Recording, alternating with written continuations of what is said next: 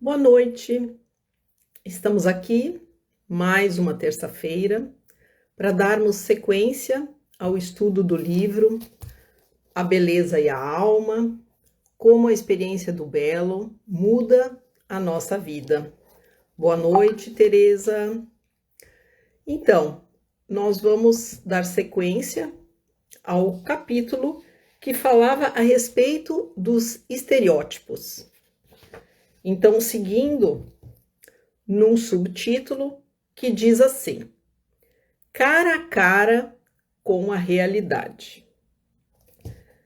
Para muitos, a experiência do belo é um acordar, ver o mundo com olhos diferentes, deixar para trás os próprios hábitos e gargalos conceituais. Pode ser também um choque, um susto que nos faz ver a vida em uma maneira completamente diferente. O contato com a música africana me colocou em questão.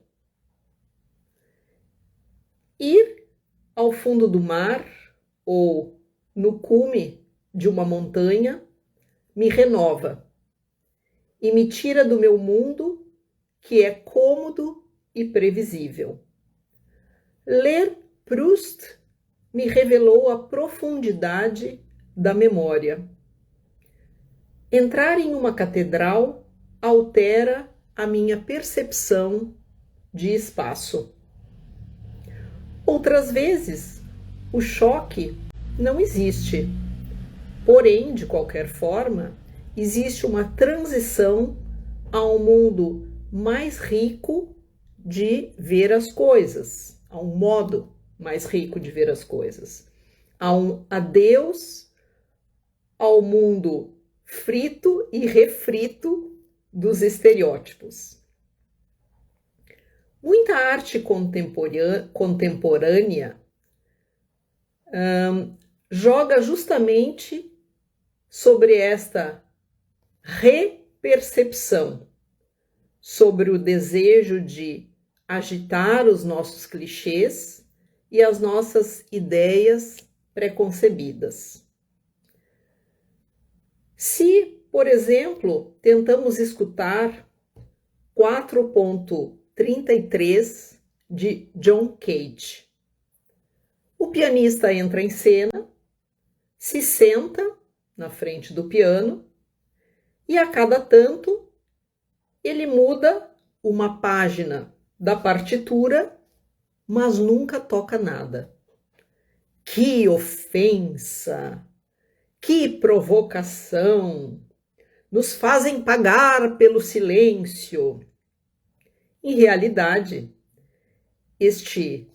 esta parte, esse pedaço de obra do pianista John Cage, que diz que é o seu preferido, é tudo além do que silencioso, porque nos obriga a escutar todos juntos os tantos pequenos rumores que continuamente preenchem o espaço da sala. Pequenos movimentos, respirações, suspiros, o barulhinho de quando ele muda a página da partitura, o barulho dos carros do lado de fora.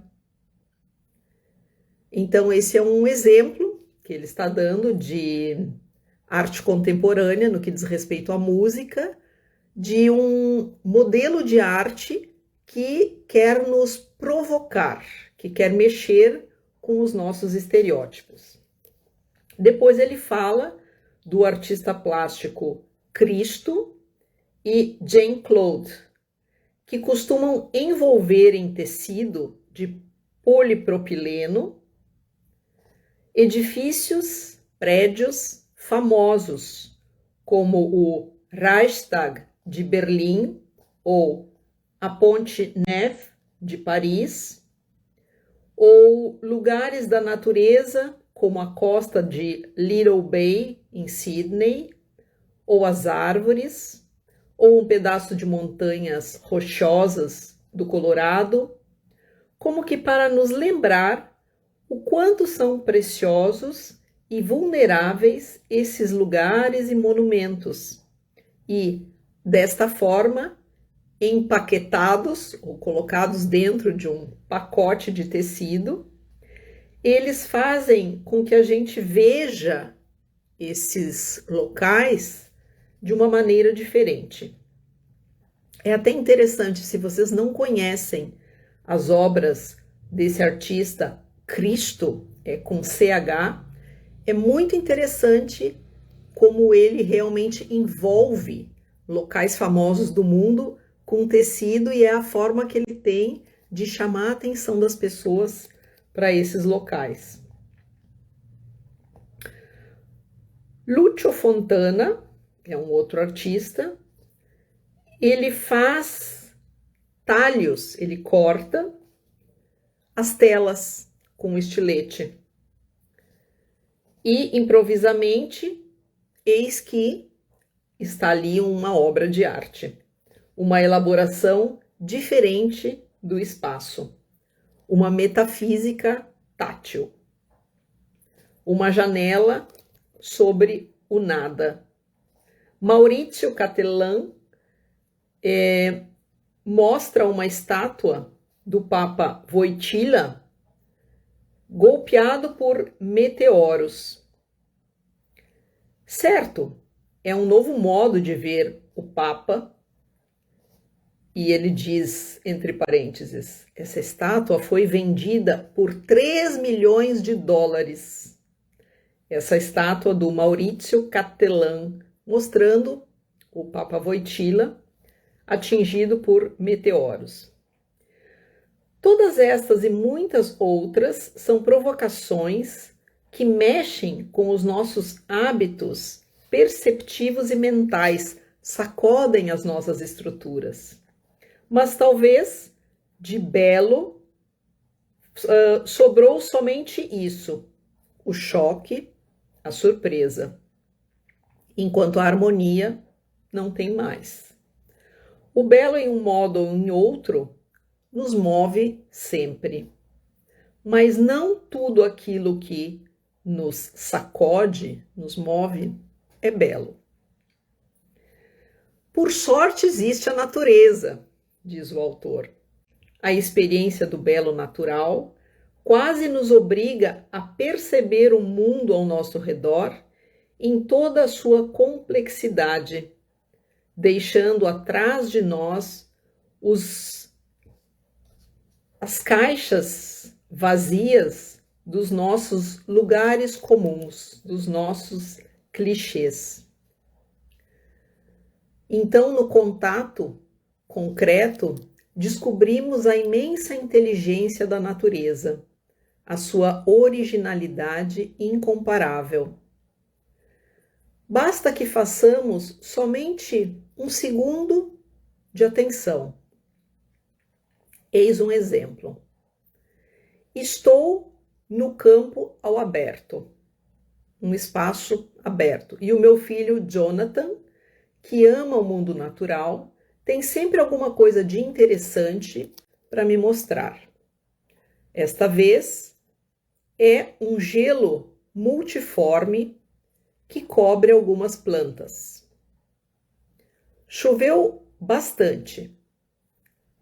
A água se descarregou em um único ponto e depois se transformou em gelo. E o gelo cobriu algumas folhas com um extrato transparente. Em particular, tem uma folhinha de hera, que é como se fosse uma joia incrustada, transparente e luminosa, que exalta as veias da folha, verde claro, sobre um fundo mais escuro. A forma é perfeita.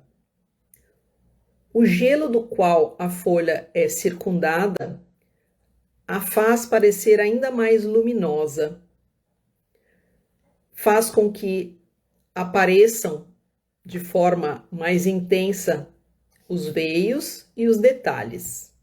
É um presente do inverno. Esta forma dá um sentido de perfeição.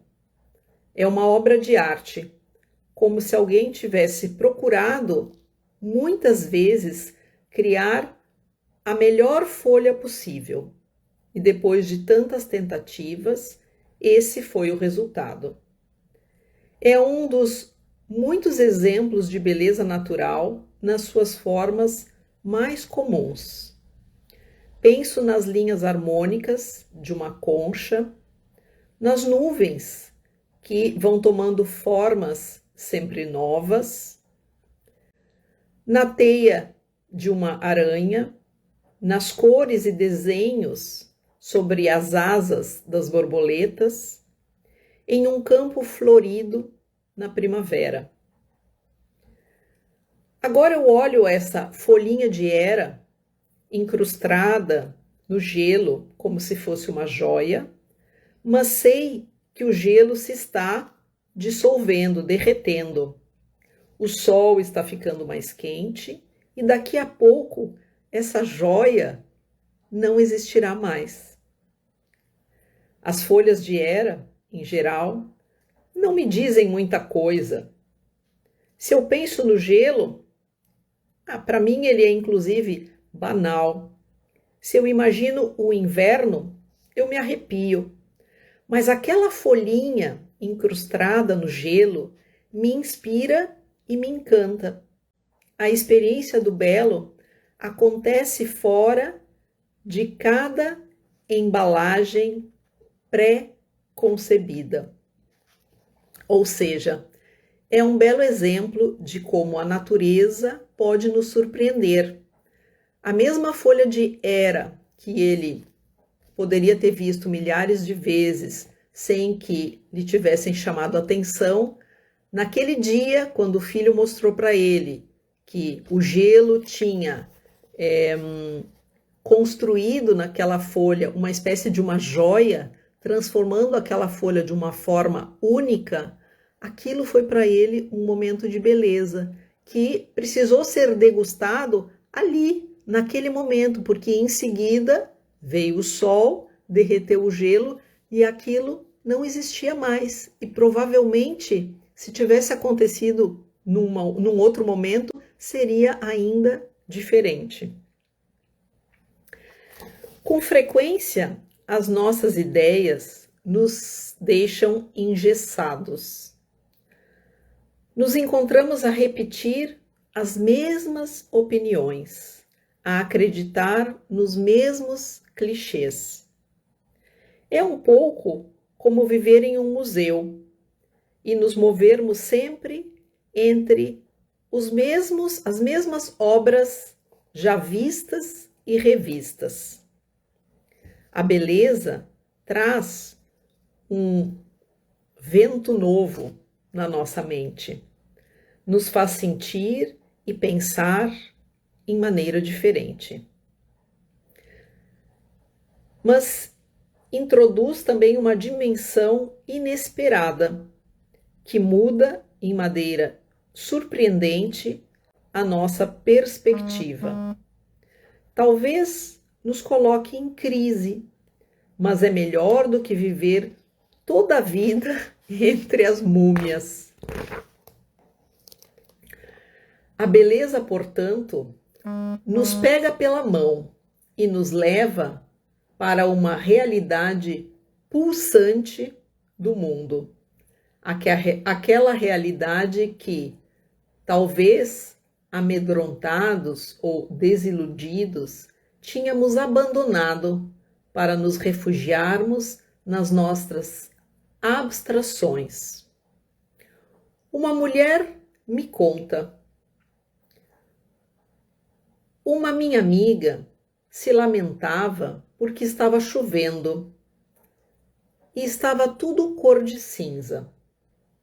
Para mim, também o cinza é belíssimo,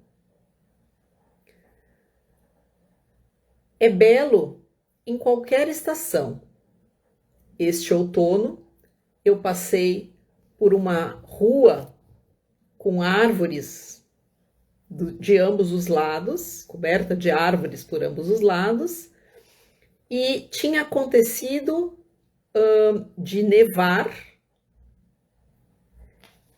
e as folhas terem sido espalhadas pelo vento, uma nevasca. E foi emocionante. Quando tem beleza, eu sinto uma vibração no coração. É como um sentimento de apaixonar-se. Se ativa uma vibração no meu coração que dura por um pouco. Eu me dei conta de quão pouco observamos aquilo que tem. Colhendo as folhas, depois da nevasca, encontrei folhas de muitos tipos diferentes. E vi que naquele lugar onde eu passo sempre, tem também uma árvore de alfarroba. Vi folhas amareladas, muito diferentes umas das outras, com tantas formas, e também vi flores secas, e também percebi um pedaço de estrada bastante curto. Ou seja, ela quis dizer que naquele lugar por onde ela passava sempre, depois daquela nevasca, ela, naquele dia passando por ali, se deteve e percebeu coisas que antes ela não tinha visto. Folhas, os tipos de árvore, como que a rua tinha ficado depois da nevasca. A beleza nos faz sair de um mundo de fantasmas, todos iguais, nos abre para uma abundância incomensurável e imprevisível que nos maravilha e nos renova. Se esquecemos a beleza, ao contrário, o risco é de perdermos o contato com a concretude da vida. Em uma história de Kafka, o deus Netuno é sempre o deus dos mares, mas nessa história ele é um burocrata. A administração dos mares lhe dá muito trabalho e ele permanece preso na sua mesa. Sendo consciencioso, ele não quer delegar o trabalho para os seus assistentes. Portanto, ele nunca consegue fazer aquilo que mais lhe agradaria. Uma bela volta por todos os mares para ver como são, e também uma bela nadada. Também nós corremos esse mesmo risco de viver na burocracia da realidade, no lugar de vivermos na realidade. Então, é interessante quando ele traz esse registro da história de Kafka. O deus dos mares estava tão atarefado que ele nunca podia passear pelos mares e nadar. E muitas vezes isso acontece conosco.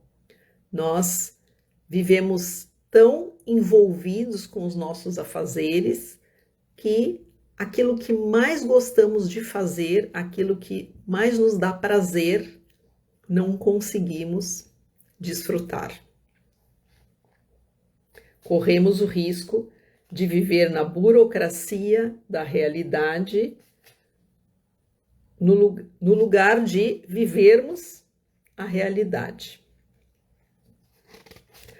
Aqui termina esse capítulo e o próximo se chama A Cura da Alma, terceira parte.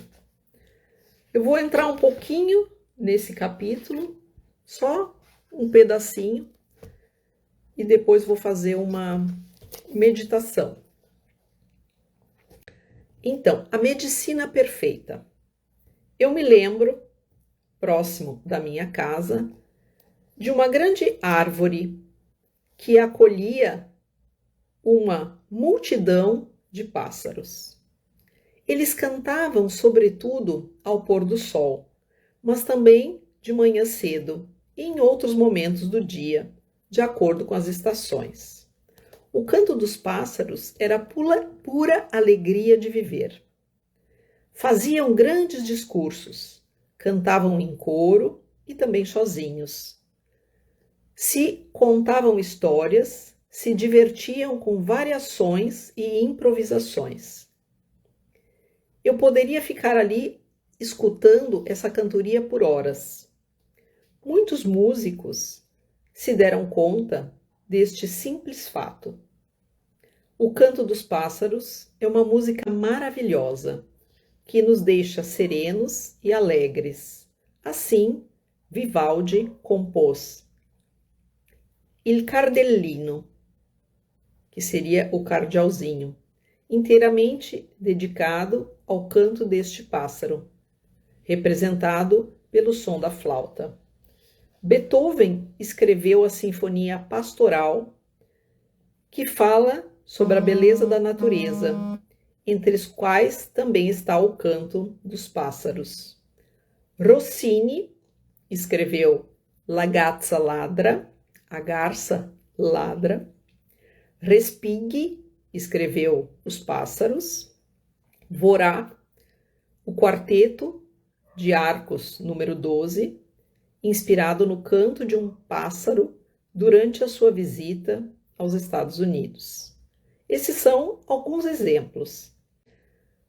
Paganini fazia um espetáculo imitando com o violino o canto dos pássaros e intitulou um concerto Fandango Espanhol, no qual se imitam as vozes dos pássaros. Como psicoterapeuta, posso afirmar com certeza que o canto dos pássaros tem uma magnífica carga de cura. Diversos meus clientes me disseram que foram ajudados por escutarem o canto dos pássaros. Um homem em particular me contou da sua permanência no hospital na sequência de uma grave doença. Ele tinha perdido a vitalidade que lhe dava força para ir em frente. Depois ele escutou de uma árvore ali perto o canto dos pássaros. E foi só então que ele decidiu que valia a pena viver. O canto dos pássaros tinha curado muito melhor a sua doença do que o próprio remédio, os remédios que ele tomava. A partir daquela grande árvore, eu estava para dizer albero, que é a árvore em italiano. Às vezes a minha língua dá um nó, tá? Mas é que eu tô lendo do italiano e traduzindo para vocês em português, então às vezes a cabeça quer dar um nozinho. Então, daquela grande árvore perto da nossa casa, o canto dos pássaros produzia um concerto belíssimo.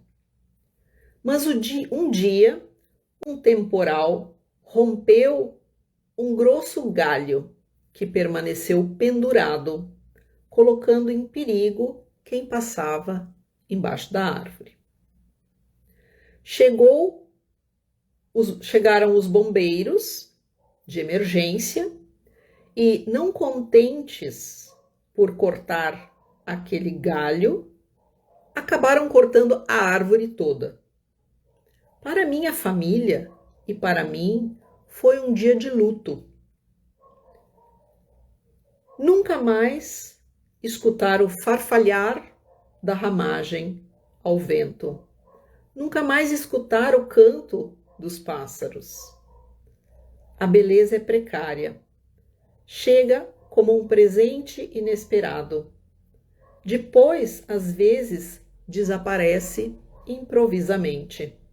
E nós não podemos fazer nada.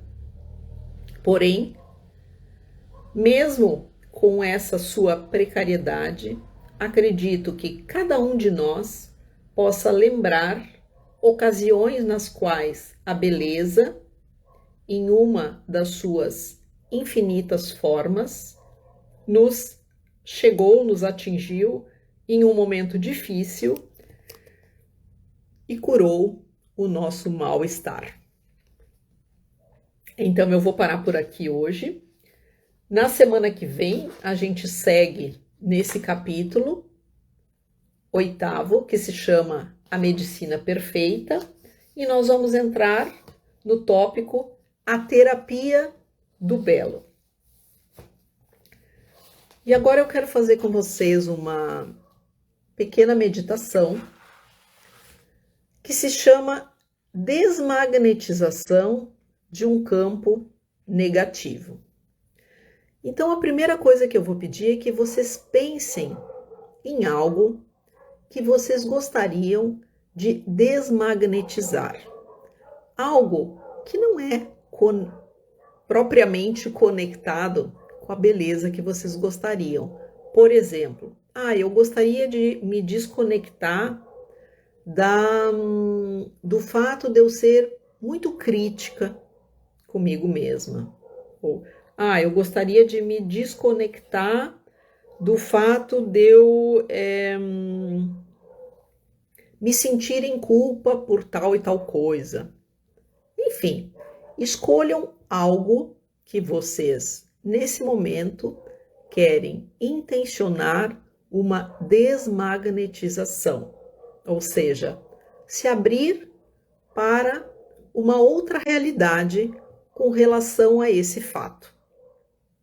Tá ok? Então, para quem chegou agora, nós vamos fazer uma meditação de desmagnetização de algo que nós queiramos transformar do negativo para o positivo.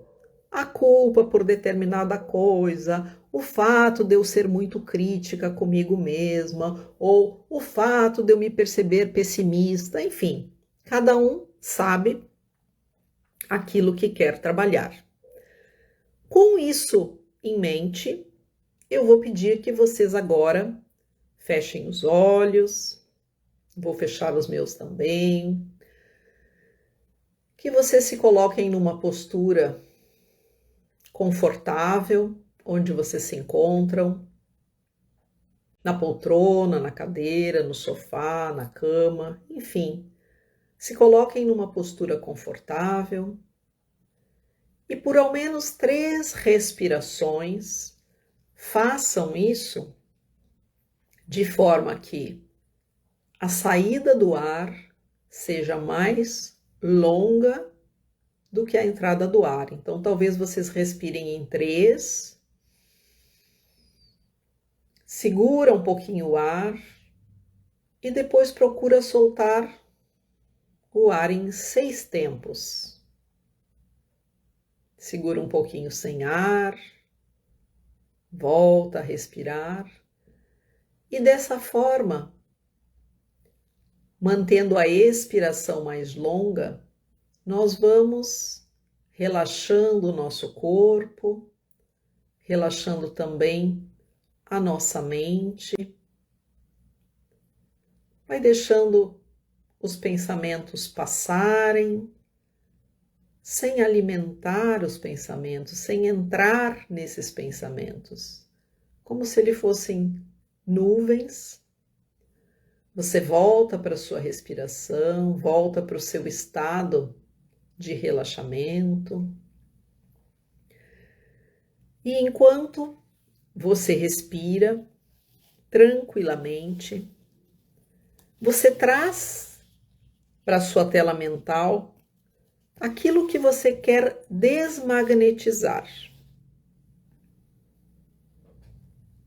Como se você pudesse escrever isso na sua testa agora, tendo em mente, para cada momento que eu vou pedir que você traga à tela mental esse fato. E eu vou dizer algumas frases, eu vou falar algumas coisas e você repete mentalmente. Eu não quero mais permanecer no peso dessa atitude.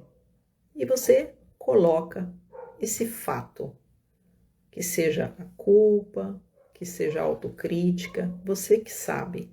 Eu não quero mais permanecer no peso de tal coisa. Eu sei que existe um poder dentro de mim que me possibilita mudar e me sentir mais confortável e segura quanto a essa mudança de estado. Sair deste estado é um direito que eu tenho e eu reivindico este direito. Eu posso substituir este estado de por sentimentos mais leves e posso sustentá-los da mesma forma como eu venho sustentando a dor deste estado, esse estado do qual você quer se livrar, desmagnetizar. Eu mereço transformar e sair deste estado de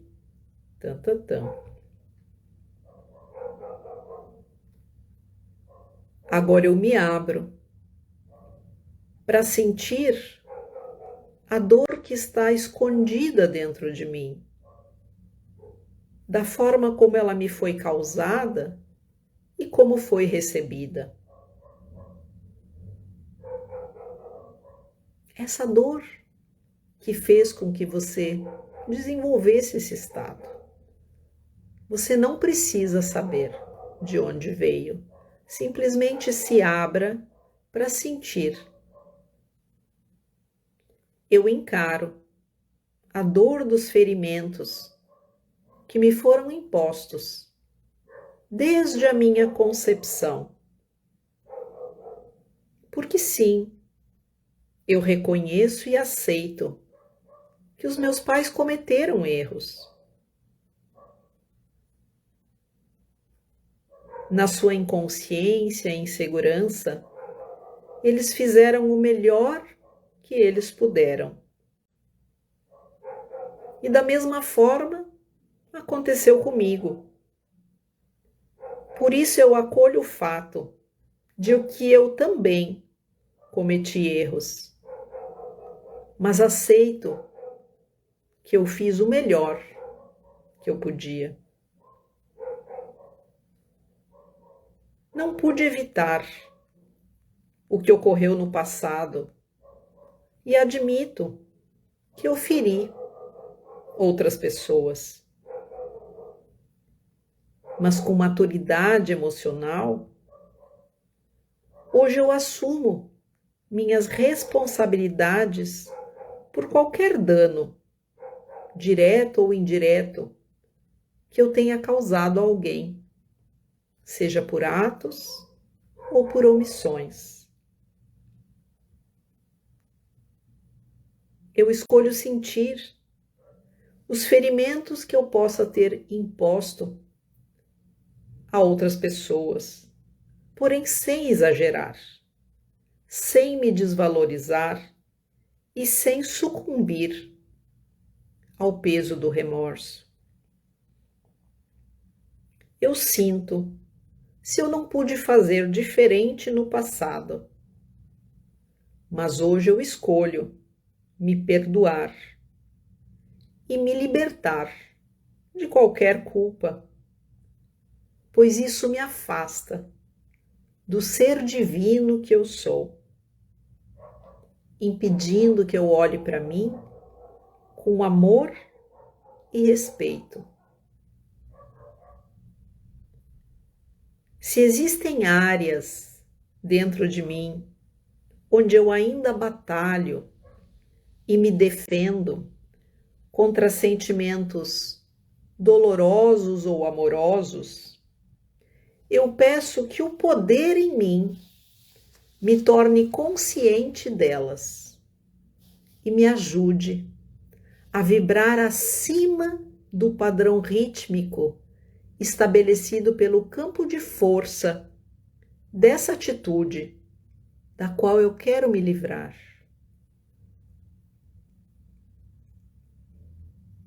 Para que eu possa dar vida a um novo campo de força, vibrando acima daquele padrão. Eu peço ao meu eu superior que me conecte ao poder, à confiança e à vontade de estar totalmente comprometida a viver a minha vida de maneira mais leve, saudável, alegre, bela e verdadeira. Os erros aconteceram, mas todos nós somos humanos e estamos aqui para aprender. Portanto, agora eu ergo a minha cabeça na dignidade de ser quem eu sou. E eu sei que o meu eu superior, em seu poder e sabedoria, me ajudará a sentir e acomodar tanto a dor que eu recebi quanto a dor que eu causei, a fim de que a cadeia de reações de dor, de causa e efeito, seja transmutada. Esses potenciais existem dentro de mim e eu os invoco através do meu eu superior e da beleza da minha essência. Eu sou a manifestação do Criador e eu desejo tornar acessíveis todos os meus potenciais para conhecer a paz, a alegria e a realização. Tenho em mim a possibilidade de me perdoar. O mesmo eu que agora está trancado em culpa e autojulgamento, contém outras maneiras de ser, que são muito mais naturais e belas. Portanto, eu me declaro livre deste obstáculo, esse obstáculo que vocês escolheram trabalhar hoje. Me declaro livre para soltar o passado e deixá-lo nas mãos do Criador em mim. E me permito ser preenchida por sua inspiração, sabedoria, alegria e paz. E agora eu vou pedir que vocês visualizem da forma como for, como vier para vocês, se visualizem entregando para o Criador, para essa energia em que vocês acreditam, seja ela que forma tenha, se imaginem entregando para esse Criador isso que vocês querem se livrar, essa faceta da personalidade de vocês. Materializem ela num objeto. Se pudesse ser um objeto, qual seria? Qual peso teria? Qual cor? Qual forma? Imaginem isso que vocês querem entregar para o Criador, materializado numa forma, com tamanho, com cor, com peso. E isso está nas mãos de vocês. E vocês vão levando isso em direção ao Criador. E agora vocês entregam para o Criador isso. Vocês deixam esse aspecto de vocês, que vocês não querem mais, nas mãos do Criador. E repete de novo comigo. Eu estou livre para soltar o passado e deixá-lo nas mãos do Criador em mim. E me permito ser preenchida por sua inspiração, sabedoria, alegria, beleza e paz. Agora repitam também mentalmente, com firmeza. Eu desejo manifestar esse novo estado. O que vocês querem de novo? Vocês querem transformar aquele aspecto em quê? Deem um nome para isso. Eu desejo manifestar este novo estado como meu próprio estado inerente. E para isso, eu escolho mobilizar todas as minhas energias e forças criativas ocultas. Eu escolho não duvidar da minha herança divina e da minha capacidade de me auto-transformar. Eu escolho não duvidar da minha herança divina e da minha capacidade de me auto-transformar. Eu escolho não duvidar da minha herança divina e da minha capacidade de me auto-transformar. Me abro para receber toda a abundância disponível. Toma uma inspiração bem profunda. Visualiza ali na frente um caminho de luz diante de ti. E ali na frente, tu enxergas a ti mesma, já dessa forma, transformada, a partir daquilo que foi intencionado hoje. Cria uma imagem que represente a tua transformação ali na frente. Tira uma foto com a tua tela mental dessa imagem. Internamente, agradece ao teu eu superior.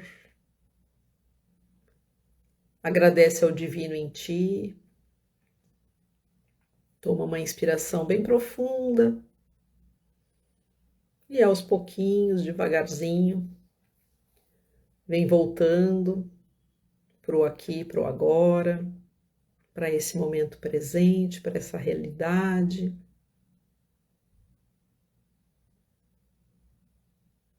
No teu tempo, abrindo devagar os olhos, mexendo as extremidades do corpo.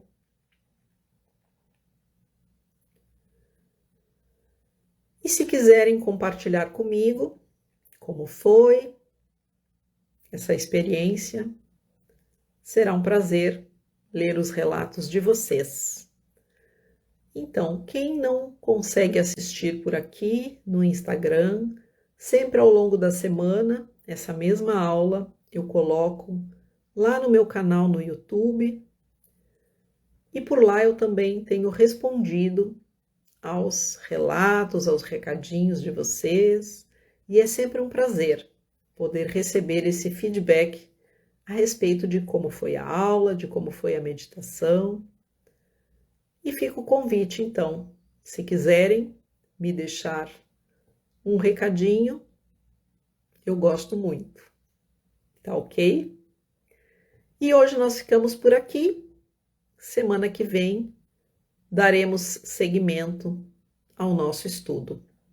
Gratidão para quem esteve comigo, gratidão a quem está acompanhando esse estudo. E é isso, gente. Uma boa semana, Bom restinho de semana para vocês. E na próxima terça nos vemos novamente. Tá ok? Beijo grande e uma boa noite a todos. Tchau, tchau.